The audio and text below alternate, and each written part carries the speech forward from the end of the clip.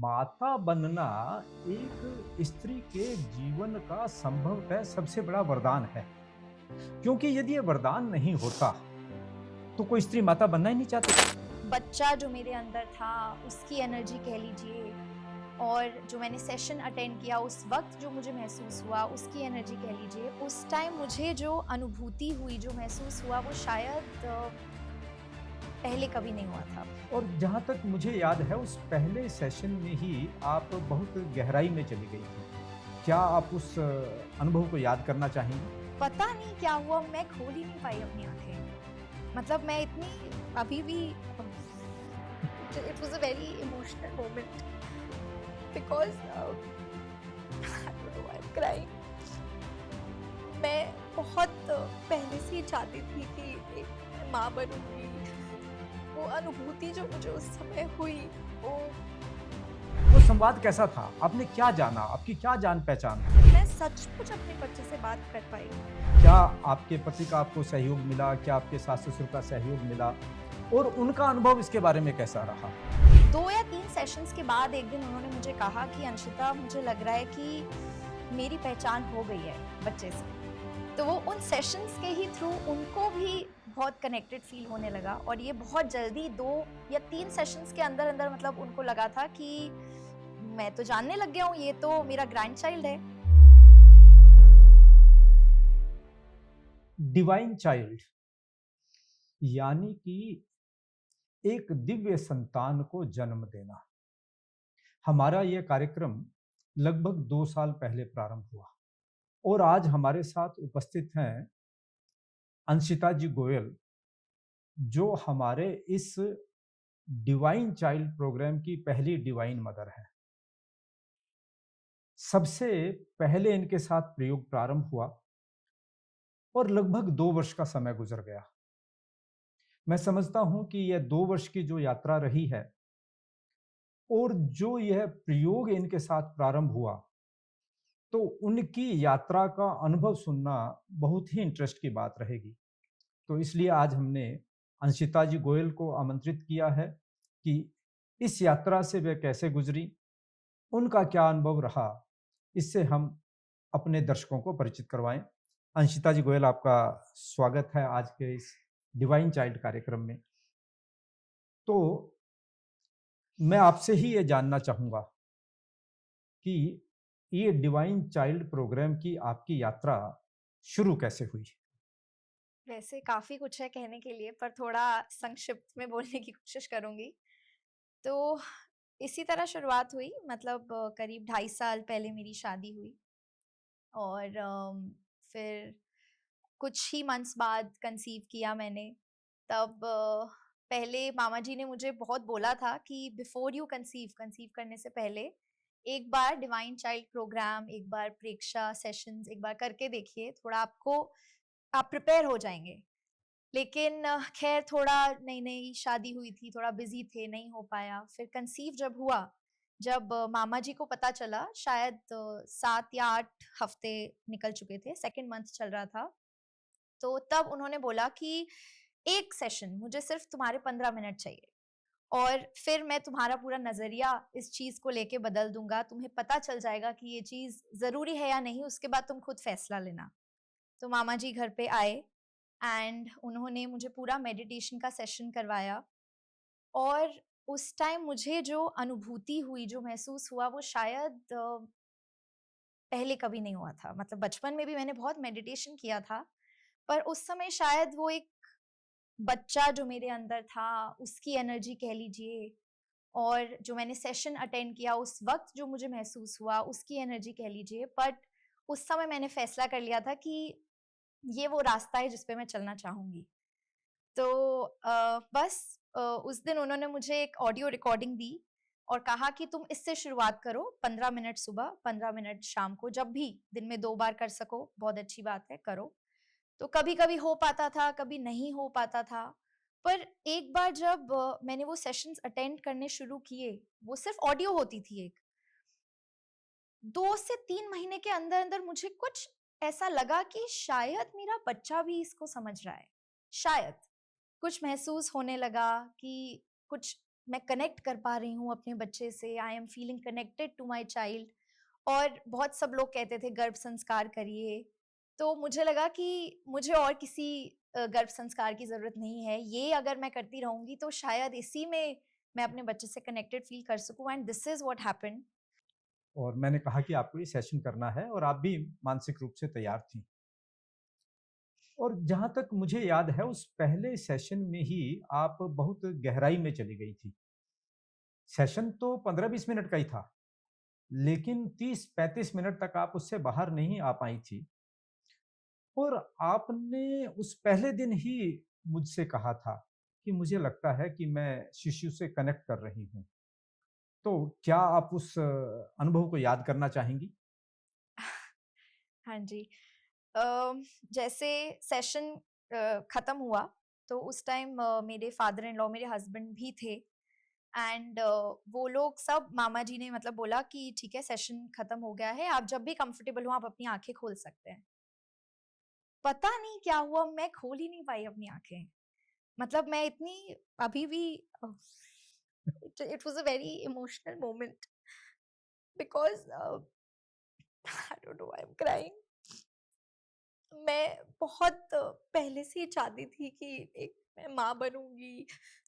वो अनुभूति जो मुझे उस समय हुई, वो मैं मेडिटेशन से बाहर ही नहीं आ सकी, पता नहीं क्या हुआ। और उसके बाद मुझे बस लगा कि मैं अपने बच्चे को किस तरह अपने बच्चे से बात कर सकती हूँ, और इन सेशन से मैं सचमुच अपने बच्चे से बात कर पाई। अ, और फिर जब हाँ, मैं अंशिता जी आप भावों से बाहर आइए, मैं आपकी अवस्था को समझ सकता हूँ।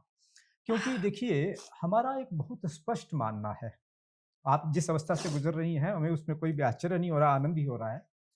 इसलिए कि माता बनना एक स्त्री के जीवन का संभवतः सबसे बड़ा वरदान है। क्योंकि यदि ये वरदान नहीं होता, तो कोई स्त्री माता बनना ही नहीं चाहती। हम पुरुष माता बनना चाहते हैं क्या? हम तो नहीं बनना चाहते। यह वरदान प्रकृति ने स्त्री को ही दिया है कि वह मातृत्व का सुख भोगे। इतनी प्रसव की वेदना सहकर, कष्ट सहकर भी वह माता बनना चाहती है और बार-बार माता बनना चाहती है। तो यह तो यदि प्रकृति का वरदान नहीं हो, तो यह संभव ही कैसे हो पाएगा? और आप जिन भावों की स्थिति से अब गुज़र रही हैं, मैं उसमें एक दूसरी बात और जोड़ना चाहता हूँ। वह बात यह है कि एक स्त्री के जीवन का सबसे बड़ा सुख का समय वह होता है जब वह अपने संतान के नज़दीक होती है। और वह अपनी संतान के सबसे नज़दीक कब होती है? जब शिशु उसके गर्भ में होता है। तो गर्भस्थ शिशु के साथ जब माता का संवाद होता है और माता के खुशी के आंसू न बहे, यह कैसे संभव है? तो मैं तो पहले दिन से ही आपसे ये बात कह रहा था कि मैं आपका आपके शिशु से संवाद करवाऊंगा, और उसके पीछे एक रहस्य है। उसके पीछे रहस्य ये है अंशिता, जो मैंने आपके साथ उस वक्त शायद चर्चा नहीं की थी, कि एक दादा के रूप में मैं उस अनुभव से गुजरा था जब मैं अपनी बहू के गर्भस्थ शिशु से संवाद कर रहा था। तो बिना मेडिटेशन किए जब मैं अपने अ, पुत्रवधू के गर्भस्थ शिशु से संवाद कर सकता हूँ, तो मैंने सोचा क्यों नहीं? ये तो फिर संभव होना ही चाहिए, और इस बात को तो मैं अनुभव कर ही रहा था। तो उस अनुभव के बाद जब-जब आप उस दौरान गुज़री, तो क्या आपके पति का आपको सहयोग मिला? क्या आपके सास-ससुर का सहयोग मिला? और उनका अनुभव इसके बारे में कैसा रहा? जब मैं सेशंस करती थी मेडिटेशन के, तो मैं उनसे शेयर करती थी कि मुझे लगा कि शायद वो मेडिटेशन की आवाज़ सुन के बच्चे ने मूवमेंट किया, और मेरे दिमाग में जो थॉट्स आ रहे हैं शायद मेरा बच्चा उनको समझ रहा है। तो जब मैंने फादर इन लॉ से ये बात शेयर की, तो उन्होंने कहा अच्छा ये तो करके देखना पड़ेगा।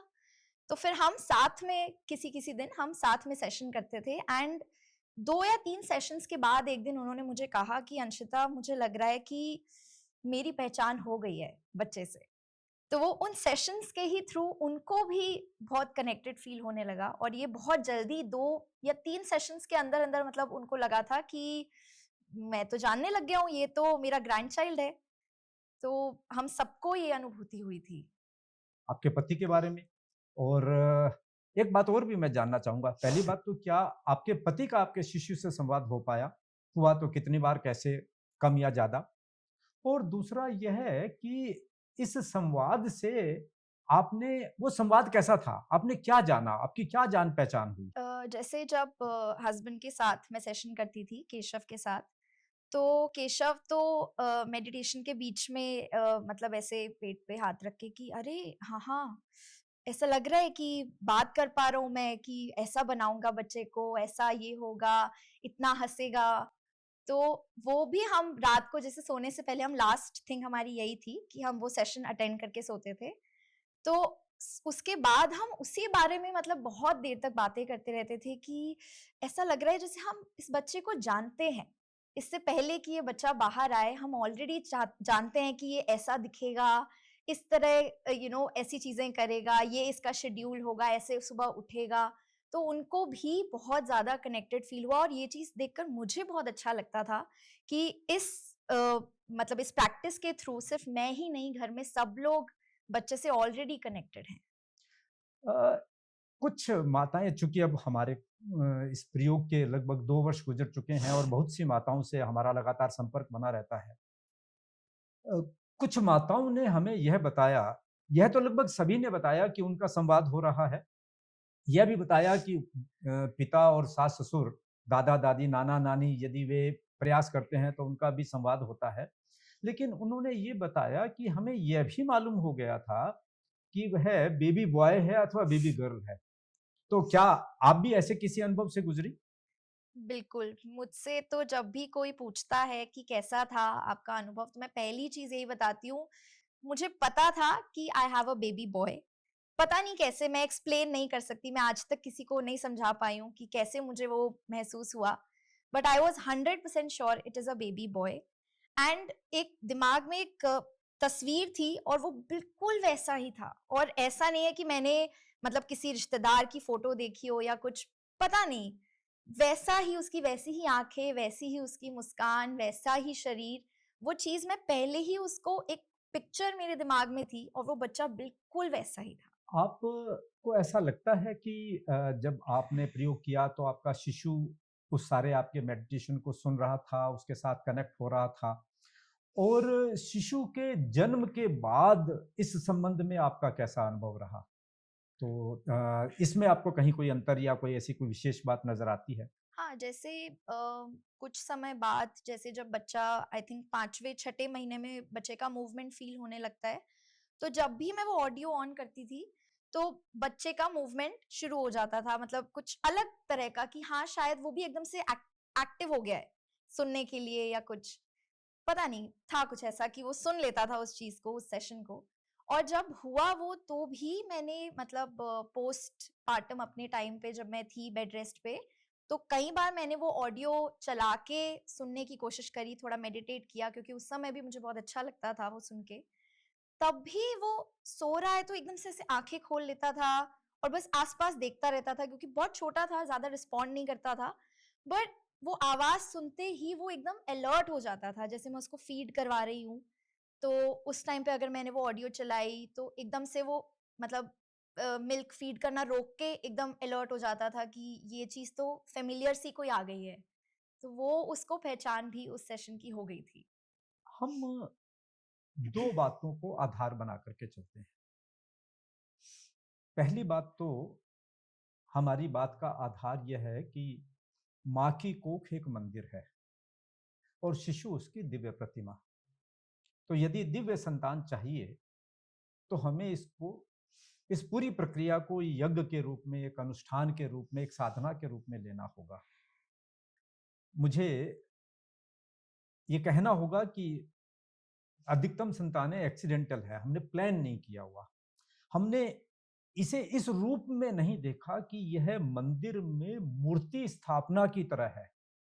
जिस प्रकार से एक मंदिर में किसी प्रतिमा को स्थापित किया जाता है, उसमें प्राण प्रतिष्ठा की जाती है, तो कितना बड़ा आयोजन हम करते हैं, किस विधि-विधान से करते हैं, किस शुद्ध भावों के साथ, शुद्ध मन के साथ करते हैं। तो इसी प्रकार से संतान को गर्भ में धारण करने की प्रक्रिया और मंदिर में प्रतिमा स्थापित करने की प्रक्रिया, मैं इन दोनों में कोई भी अंतर नहीं मानता, बिल्कुल मैं समानता ही मानता हूँ, क्योंकि उसमें भी प्राण प्रतिष्ठा होती है और इसमें भी प्राण प्रतिष्ठा होती है। तो जहां पर माताएं या पेरेंट्स इस अवस्था से चूक जाते हैं, तो फिर गर्भावस्था के दौरान वो इन गुणों को अपने भीतर कैसे आत्मसात करें, इसके ऊपर हम प्रयास करते हैं। और आपने एक बात और नोटिस की होगी कि हमारे कार्यक्रम की ये विशेषता है कि हमने किसी एक, अभी आपने कहा कि आपके मन में कोई मतलब एक अपने अपने आप से आपके मन में एक तस्वीर थी, तो ऐसे ही हमारे कार्यक्रम में एक कोई पर्टिकुलर तस्वीर नहीं है। कोई कहे कि मुझे कृष्ण जैसा चाहिए, कोई कहे महावीर जैसा चाहिए या गुरु नानक जैसा चाहिए। हमारी मान्यता यह है कि एक तस्वीर लेंगे तो आप कहीं सीमा में बांध रहे हैं। तो हमने तो 9 आधारभूत जो फंडामेंटल वर्च्यूज हैं, उन 9 गुणों को उनके भीतर कैसे समाया जाए, उसके बाद वह बच्चा किस दिशा में आगे बढ़ रहा है, इससे अंतर नहीं पड़ता। तो उन 9 गुणों की साधना हम करवाते हैं और उन 9 गुणों की आपने साधना की है, तो उन 9 गुणों की साधना जब आप करती थी, जो आप मंगल भावना का प्रयोग हम आपको करवाते थे, जिसमें मेडिटेशन के साथ ही ये 9 गुणों की साधना जुड़ी हुई है, 9 वर्च्यूज, 9 क्वालिटीज जो आपको दिव्य बनाती हैं, तो उसका आपका अनुभव कैसा रहा? जैसे जो 9 क्वालिटीज़ मैं चाहती थी कि मेरे बच्चे में हो, मैं पूरा मेडिटेशन के टाइम पे उसको मैनिफेस्ट करती थी, कि ये बच्चा बड़े होके कुछ भी बने, किसी भी दिशा में जाए, कहीं भी रहे, पर ये 9 वर्च्यूज़ उसमें हो। तो वो जब बच्चा हुआ, तो जैसे मैं लोगों से सुनती हूँ कि अरे ये तो रात भर रोता है, मतलब अपने शेयर जब एक्सपीरियंसेस लोग करते हैं, रात भर रोता है, ऐसे परेशान होता है, वैसे होता है। मैं कहती थी मेरा बच्चा तो मुझे नहीं महसूस हुआ ऐसे रोता हो, मतलब प्यार से मैं उसको गाना सुनाती हूँ, गा के लोरी सुनाती हूँ, वो फीड करता है और बस वो सो जाता है। फिर उठता है, थोड़ा हँसता, खिलखिलाता हुआ, मुस्कुराता हुआ उठता है। बहुत काम और बहुत पीसफुल, मतलब Rudransh was a very easy baby, बहुत पीसफुल सा, बहुत काम सा बच्चा था। तो शुरू से ही मुझे वो लगा कि जो मैंने मैनिफेस्ट किया कि मेरे बच्चे में ये क्वालिटीज़ हों, कि एक स्थिरता हो, एक मतलब कहें कि एक कंसंट्रेशन पावर हो, वो उसमें मुझे अभी से उसके बर्थ के फर्स्ट डे से दिखती है। और अभी वो लगभग सवा साल का है, अभी भी मुझे उसकी एक्टिविटीज़ में वो शांत स्वभाव, वो ठहराव दिखता है।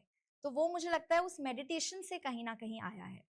आपने अपने शिशु की बात बताई और मैं शिशु के पापा को भी जानता हूँ, वो तो शांत स्वभाव के नहीं है। तो ये शांत स्वभाव कैसे आया, ये आश्चर्य तो रहेगा ही रहेगा।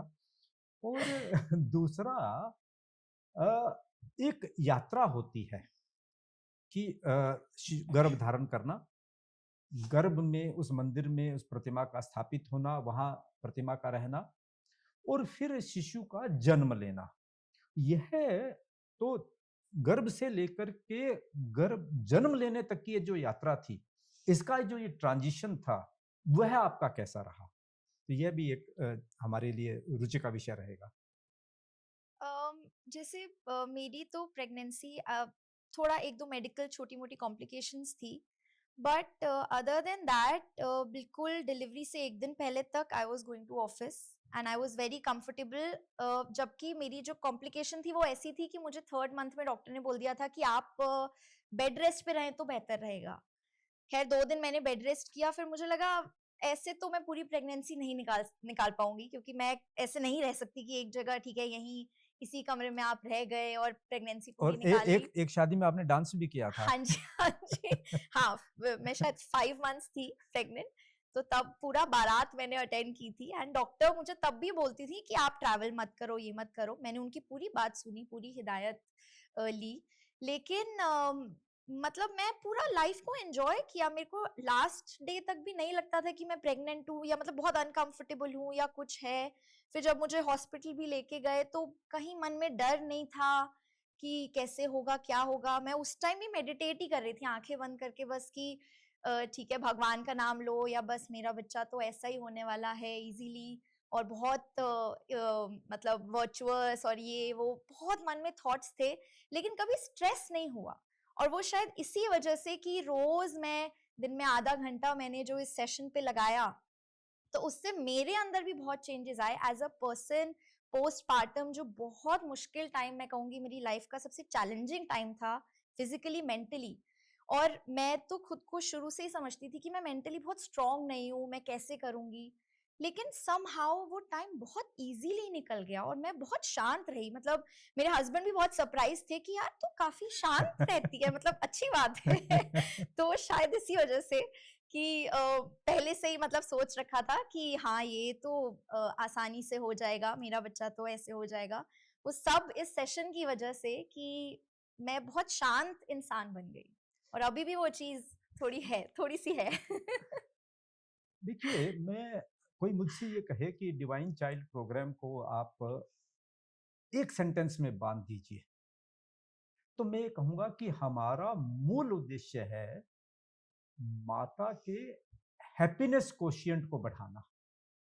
क्योंकि उससे बड़ा कोई टॉनिक नहीं है, उससे बड़ी कोई दवा नहीं है, उससे बड़ा कोई मंत्र नहीं है। जब हैप्पीनेस बढ़ गई तो फ़ियर भी चला गया, एंग्ज़ायटी भी चली गई, अनसर्टेनिटी भी चली गई, सब कुछ चला गया। तो हमारे प्रयोग का आधार यही है कि पहली बात तो हम माता को यह अनुभव करवाते हैं कि आप एक दिव्य माता हैं। दूसरा यह है कि संतान को जन्म देना एक दिव्य कार्य है। यह आपको प्रकृति का वरदान है, उस वरदान का आप आनंद लीजिए। तीसरा, सब जानते हैं लेकिन हम अनुभव करवाते हैं।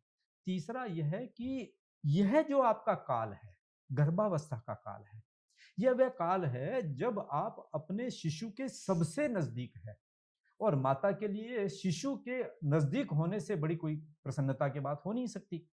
तो माताएँ जब इस बात को अंदर अपने धारण करनी शुरू कर देती हैं, तो फिर अपने आप से वो प्रसन्न रहना शुरू कर देती हैं। और हमने देखा है माताओं के साथ कि वो बहुत एंग्ज़ायटी, बहुत फ़ियर कि क्या होगा, क्या नहीं होगा, उससे गुज़र रही होती हैं। और आपने जैसा अभी कहा कि आप उससे नहीं गुज़री, उसका कारण यह है कि आपने उस आनंद को जिया। आप उस आनंद के साथ अपने आप को जोड़ती रही, तो इसलिए आपके लिए यात्रा आसान होगी, नहीं तो पोस्टपार्टम तो उतना ही और डिफ़िकल्ट भी हो जाता है। कुछ माताओं ने हमें ऐसा भी बताया, उस बारे में आपका कोई अनुभव हो तो, कि उन्हें तो जैसे ये मालूम ही नहीं हुआ कि बच्चा गर्भ से बाहर आकर के अब एक फ्लेश एंड ब्लड में हमारे सामने है। हमें तो बिल्कुल एक कंटिन्यूएशन ऑफ जर्नी लग रहा है कि बिल्कुल बस वैसा ही चल रहा है। तो ऐसा कुछ आपका इस बारे में कोई ऐसा अनुभव रहा हो? हाँ जी, एग्ज़ैक्टली। जैसे ऑफ कैमरा भी हम एक दिन बात कर रहे थे इसी बारे में कि मतलब बच्चा जब डिलीवरी हो गई, तो ऐसा कुछ लगा नहीं कि कुछ अलग हो गया है या कुछ, बस लगा कि हाँ, ये बच्चा मेरे अंदर था, मैं इससे क्लोज़ थी और अब बस ये मेरे आर्म्स में आ गया है, मेरे हाथों में आ गया है, बस। और कोई भी फ़र्क नहीं था। मेरे दिन बिल्कुल वैसे ही निकले, जैसे प्रेगनेंसी में थे वैसे ही बाद में, पहले भी, बाद में भी, कोई स्ट्रेस नहीं। और बस बच्चे को देखने की खुशी हाँ ज़रूर थी, लेकिन ऐसा कुछ नहीं था कि मतलब अरे ये तो बच्चा हो गया है, अरे ऐसा अचंभा हुआ ही नहीं, क्योंकि पहले भी मैं उससे उतना ही कनेक्टेड फ़ील करती थी, जितना कि उसके पैदा होने के बाद। तो वो चेंज मुझे बिल्कुल एग्ज़ैक्ट यही जो आपने एक्सप्लेन किया, मेरा एग्ज़ैक्ट सेम एक्सपीरियंस था कि डिलीवरी होने के बाद बस लगा कि हाँ, ये मेरा बच्चा जिससे मैं इतनी कनेक्टेड थी, वो अब मेरी आँखों के सामने है। एक चुनौती हमारे सामने और आती है और बहुत सी डिवाइन मदर्स हमारे सामने कभी संकोच से और कभी खुल करके प्रस्तुत करती हैं और वो उनकी चुनौती सही होती है। और आपकी बातों से मैं ये समझ सकता हूँ कि वह चुनौती आपके सामने नहीं आई। वह चुनौती क्या होती है कि परिवार में एक रास्ता नहीं रह पाती बहुत बार, क्योंकि माता का स्वास्थ्य ठीक नहीं है शारीरिक रूप से और मूड स्विंग्स भी हो रहे हैं, क्योंकि वो हार्मोनल चेंजेस हो रहे हैं तो मूड स्विंग्स भी होंगे। और कुछ मायनों में कभी-कभी ऐसा भी सुनने में आता है कि जैसे पति अपने ऑफिस से थके हुए बाहर से घर आए और वे उम्मीद रख रहे हैं कि उनका पत्नी उनका स्वागत करेगी, पत्नी तो बेड पर लेटी हुई है। या दूसरे शब्दों में कह लीजिए कि आज पति का मूड है कि चलिए बाहर घूमने चले जाएँ और पत्नी चाह रही है कि हम घर पे बैठ कर के बस यहीं आराम करें। तो ये एक एकदम से लाइफ में सडन जो चीज़ आता है, तो कई बार उसमें परिवार का सामंजस्य नहीं बैठ पाता और वह उस माता के लिए बहुत ही चिंता का विषय हो जाता है, स्ट्रेस का विषय हो जाता है, तनाव हो जाता है उसके कारण से। और एक तरफ तो प्रसन्नता चाहिए हमें और एक तरफ यही बात अगर तनाव का कारण बन गई तो उसका शिशु पर क्या प्रभाव होगा हम कल्पना कर सकते हैं। मैं जानता हूँ कि आपको उस स्टेज से नहीं गुज़रना पड़ा हुँ, क्योंकि जैसा अभी आपने बताया कि आपके तो पति भी मेडिटेशन कर रहे थे, शिशु को हुँ। छूकर देख रहे थे। आपके तो सास-ससुर भी साथ में उस प्रयोग को कर रहे थे। तो आप अपने अनुभव से ऐसे बार इस ऐसी माताओं को, दिव्य माताओं को जो इस प्रोसेस से गुज़र रही हैं, तो उनको कुछ एडवाइस देना चाहेंगी? एडवाइस तो यही है कि अब मदरहुड एक ऐसा रोल है जो जैसे आपने एक दिन शादी की, आपकी तब भी लाइफ चेंज हुई, तो आप माँ बनेंगी और तब लाइफ चेंज ना हो ये आप मत सोचिए, लाइफ चेंज होगी। अब आपको ये देखना है कि आपको उस चेंज को एज़ अ बर्डन लेना है या उसको एक कि हाँ, अब मैं एक नया रोल अदा करने जा रही हूँ। पहले मैं किसी की बेटी थी, बहन थी, फिर किसी की पत्नी बनी, किसी की बहू बनी, अब मैं किसी की माँ हूँ। तो इतना कोई बहुत मतलब रॉकेट साइंस नहीं है कि अरे अब तो ये हो गया, लाइफ चेंज हो गई। इट इज़ अ फेज़, बच्चा बड़ा हो जाएगा। उसके बाद भी आप घूम सकते हैं, उसके बाद आपकी लाइफ कंटिन्यूड रहेगी। बल्कि जब बच्चा बड़ा हो जाएगा तो हम ये याद करेंगे अरे पहले ये छोटा था, मेरे पास रहता था, मैं कभी भी प्यार कर लेती थी। अब तो ये दौड़ता रहता है, छुड़ा-छुड़ा के भागता रहता है। तो आई थिंक मेरा सजेशन यही है कि इट इज़ अ फेज़ 1 साल, 6 महीने, 1.5 साल, 2 साल जितना भी हो, उसके बाद आप इसको मिस करेंगे। तो अभी कि इतना स्ट्रेस है, बर्डन है, थक गई हूँ, वो सोचने की जगह try to go with the flow and थोड़ा अपने ऊपर भरोसा रखिए, अपने परिवार पे भरोसा रखिए, अपने शिशु पे भरोसा रखिए जिसको आपने बनाया है। तो आप जिस तरह चाहेंगे, वो उसी तरह वो बच्चा एक्ट करेगा। आप खुश रहेंगे तो बच्चा भी खुश रहेगा। तो थोड़ा ठहराव से, थोड़ा peacefully go with the flow उस फेज़ को एन्जॉय करिए, फिर तो बच्चे ने भी बिज़ी हो जाना है, लाइफ विल कंटिन्यू। अंशिता जी, आप तो मैंने जैसे बिल्कुल प्रारंभ में कहा कि आप पहली डिवाइन मदर थी और हमारा ये पहला प्रयोग था। इस बीच में हमने भी बहुत कुछ सीखा है और एक पूरा का पूरा यूँ कहिए पाठ्यक्रम ही तैयार कर दिया है। तो आपको ये जानकर प्रसन्नता होगी, आपको उसका लाभ नहीं मिला लेकिन शायद आपको उसकी ज़रूरत भी नहीं रही। तो अब हमारे पास साइकोलॉजिकल काउंसलर हैं, कि जो मदर्स के साथ बात करके उनकी हुँ, समस्याओं को समझते हैं और उस कारण से ही मुझे उनकी बातें समझ में आ पाती हैं because they are able to confide more with each other. हमारे पास नेचुरोपैथ हैं, हमारे पास डायटीशियन हैं, हमारे पास गायनेकोलॉजिस्ट हैं, हमारे पास आयुर्वेद हैं, हमारे पास होम्योपैथ हैं और अब तो हमारे योगा के सेशन भी अ, थ्राइस ए वीक चलते हैं। हुँ, तो थ्राइस ए वीक हमारे मेडिटेशन के सेशन चलते हैं और थ्राइस ए वीक हमारे योगा के सेशन चलते हैं और वो योगा के सेशन भी हर ट्राइमेस्टर के लिहाज से अलग-अलग होते हैं। हुँ, और उसके साथ-साथ हम रेगुलर बेसिस के ऊपर जितनी मैंने भी चर्चा की कि जो साइकोलॉजिस्ट हैं, डायटीशियन है, नेचुरोपैथ है, तो उनके सेशंस भी साथ में हम लोग कंडक्ट करते रहते हैं और उनको ऑनलाइन काउंसलिंग भी देते रहते हैं, कंसल्टेशन भी देते रहते हैं और उनको ये लगातार साथ में प्रयोग भी करवाते रहते हैं। डाइट के बारे में या आपको क्या-क्या भोजन करना चाहिए, क्या नहीं करना हुँ। चाहिए, इस मंथ में कितना करना चाहिए, उस मंथ में कितना करना चाहिए, उसके बारे में भी पूरी जानकारी देते हैं। तो अब तो हमारी पूरा का पूरा एक पाठ्यक्रम बन करके तैयार हो गया और उस पाठ्यक्रम के मुताबिक हम चल रहे हैं और उससे निश्चित रूप से माताएँ और भी लाभ ले पाती हैं। हो सकता है कि आप भी दोबारा हमें कभी अवसर दें कि और मैं इस चलते ये बात कह दूँ कि जो माताएँ ये सोच लें कि एक शिशु बस, तो मैं तो अब दादा-नाना बन गया हूँ। तो ये कहना चाहूँगा कि वो शायद अपने शिशु के साथ न्याय नहीं कर रही। वो जिस अवस्था में पहुँचेगा थोड़ा बड़ा होकर के और जब उसको लगेगा कि मुझे भाई-बहन की ज़रूरत है और मैं जीवन में अकेला महसूस कर रहा हूँ, तब उसकी वह पूर्ति नहीं हो पाएगी। तो मैं दिव्य माताओं से यह भी निवेदन करना चाहूँगा कि वे दिव्य तो बने ही बने, दिव्यता का अनुभव तो करें, दिव्यता के साथ शिशु को जन्म दें और उसमें दिव्यता का विकास करें। वह ये भी सुनिश्चित करे कि शिशु जीवन में कहीं अपने आप को प्रकृति ने अगर अकेले की व्यवस्था की है तो बात तो अलग, लेकिन हम प्रकृति के उस नियम की अवहेलना न करें और हम शिशु के लिए उसको कोई भाई, कोई बहन जिससे कि वह जीवन में अकेला न अनुभव करे, वह भी उसको साथ में दें। और हमारे प्रयोगों के माध्यम से मैं आपकी जानकारी के लिए ये बताना चाह रहा हूँ क्योंकि हमारे पास अलग-अलग दिव्य माताओं के अनुभव हैं। तो यह अनुभव लगभग सभी दिव्य माताओं का है कि वे अपने शिशु से संवाद कर पा रही हैं, शिशु से बात कर पा रही हैं। बहुत सी माताओं के ये अनुभव है कि वे अपने शिशु के जेंडर के बारे में एडवांस में जानती हैं और ऐसी माता का अनुभव भी है जिनका 3 बार आईवीएफ फेल हो गया था। 2 बार फेल हो गया था, तीसरी बार जब आईवीएफ करवाया उन्होंने तो उनका स्ट्रेस लेवल इतना हाई था कि 3 महीने तक वे अपने कमरे से बाहर नहीं बेड से नीचे नहीं उतरी। तो मुझे एक्चुअली हमारी पुत्री ने ही रिकमेंड किया था और जब मैंने उनको सेशन करवाया, तो वे उस दिन कहने लगी कि 3 महीने के बाद आज मैं पहली बार सोई हूँ और दूसरे दिन पहली बार मैं बेड से बाहर निकल कर के अपने कमरे से बाहर निकल के आई हूँ। और कमरे में रहने के कारण से जो परिवार में तनाव हो गया था उसकी बात अलग, लेकिन उसको तो माताओं को एंग्जायटी थी, क्योंकि वह माता बनना चाहती थी। अब हमने जो डिज़ाइन किया है, तो अब तो हमारा एक पूरा कॉम्प्रिहेंसिव प्रोग्राम ही तैयार हो गया है और मैं आपको साधुवाद देना चाहूँगा कि आपके अनुभव से जो शुरू हुए, तो उसमें हमें भी कॉन्फिडेंस आया कि हाँ, ये वास्तव में संभव हो सकता है। तो फिर हमने उसको एक रिसर्च किया और उसको कॉम्प्रिहेंसिव रूप में तैयार किया। तो रेगुलर आसन, प्राणायाम, ध्यान, डाइट, नेचुरोपैथी, होम्योपैथी, आयुर्वेद और दूसरी-दूसरी इससे संबंधित गायनेकोलॉजी से संबंधित जितनी भी कंसल्टेंसी या एडवाइस जो भी हमें उनको देना होता है, तो उनको हम रेगुलर बेसिस के ऊपर हमारी टीम के माध्यम से प्रोवाइड कर पाते हैं। तो आज आप हमारे इस सेशन में आईं और आपने पहली दिव्य माता होने के गौरव के साथ अपने अनुभव को जो शेयर किया, उसके लिए हम आपका आभार व्यक्त करते हैं।